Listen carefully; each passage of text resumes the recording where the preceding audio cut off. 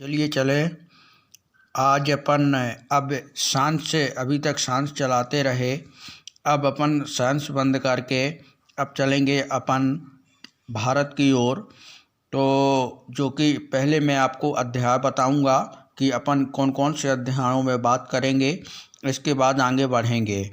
तो सबसे पहले अपन करेंगे भारत निर्वाचन आयोग के बारे में, फिर करेंगे मध्य प्रदेश राज्य निर्वाचन आयोग के बारे में, फिर करेंगे संघ लोक सेवा आयोग के बारे में, फिर करेंगे राज्य लोक सेवा आयोग के बारे में, नियंत्रण एवं महालेख परीक्षण के बारे में, भारत परिवर्तन संस्था के बारे में, राष्ट्रीय मानवाधिकार आयोग के बारे में, राज्य मानवाधिकार आयोग के बारे में, राष्ट्रीय महिला आयोग के बारे में, मध्य प्रदेश राज्य महिला आयोग के बारे में, राष्ट्रीय बाल अधिकार संरक्षण आयोग के बारे में, राष्ट्रीय अनुसूचित जाति आयोग के बारे में, राष्ट्रीय अनुसूचित जनजाति आयोग के बारे में, राष्ट्रीय पिछड़ा वर्ग आयोग के बारे में, केंद्रीय सूचना आयोग के बारे में, राज्य सूचना आयोग के बारे में, केंद्रीय सतर्कता आयोग के बारे में, राष्ट्रीय हरित न्यायाधिकरण बारे में,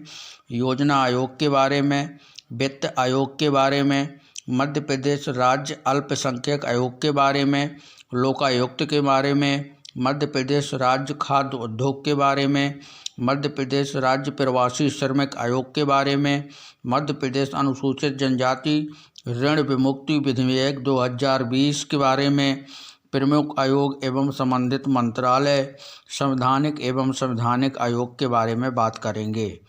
चलिए चलते हैं। तो आज पहले बात करते हैं अपन भारत निर्वाचन आयोग की। ये रहा अपना भारत निर्वाचन आयोग, जो कि अध्याय फर्स्ट है। तो स्थापना जो हुई थी तो अपनी 25 जनवरी 1950 में अनुच्छेद 324 के तहत एक स्वतंत्र संवैधानिक निकाय में। उद्देश्य इसका रहेगा संविधान में वर्णित राजनीतिक न्याय की स्थापना करना। सदस्य वर्तमान में इसमें 3 हैं। पहला रहता है मुख्य निर्वाचन आयुक्त, दूसरा अन्य निर्वाचन आयुक्त। इसका जो प्रमुख नियुक्त रहता है वो रहता है राष्ट्रपति। राष्ट्रपति द्वारा ही इसका क्या किया जाता है, भारत निर्वाचन आयोग का नियुक्ति प्रभार चुना जाता है। कार्यकाल इनका रहता है, मुख्य निर्वाचन आयुक्त का कार्यकाल जो रहता है तो 6 वर्ष या 65 वर्ष, जो भी पहले हो। अन्य निर्वाचन आयुक्त 6 वर्ष या 65 वर्ष की आयु जो भी पहले हो। फिर इसका आता है पदच्युत, तो इसका है मुख्य निर्वाचन आयुक्त। सिद्ध कदाचार व दुर्व्याचार के आधार पर राष्ट्रपति द्वारा उसी रीति से हटाया जा सकता है जैसे सर्वोच्च न्यायालय न्यायाधीशों को हटाया जाता है। अन्य निर्वाचन आयुक्त मुख्य निर्वाचन आयुक्त की सिफारिश पर राष्ट्रपति द्वारा ही कार्य किया जा सकता है। इसके जो मुख्य कार्य रहते हैं वो मैं आपको कार्य बता दूं। इसके जो मुख्य कार्य रहते हैं तो वो रहते हैं निर्वाचन क्षेत्रों का परिसीमन करना, निर्वाचन नामावली तैयार करना, राजनीतिक दलों को मान्यता देना, राजनीतिक दलों को चुनाव चिन्ह प्रदान करना, चुनाव तिथियों की घोषणा करना, निर्वाचन का संचालन नियंत्रण तथा निरीक्षण करना, चुनाव आचार संहिता जारी करना, प्रदेशित आयुक्तों की नियुक्ति राष्ट्रपति द्वारा दी जाती है, संसद सदस्यों की अयोग्यता से संबंध में राष्ट्रपति को परामर्श देना, विधानसभा के सदस्य की अयोग्यता के संबंध में राज्यसभा को परामर्श देना।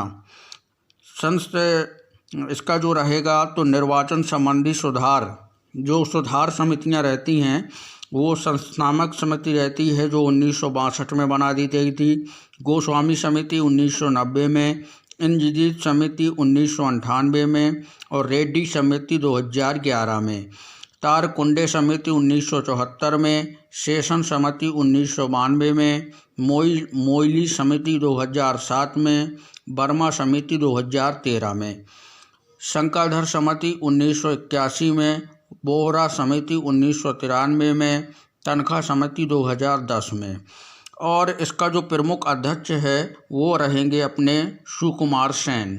तो ये रहा अपना भारत निर्वाचन आयोग, जो आज अपन ने एक पार्ट पढ़ा।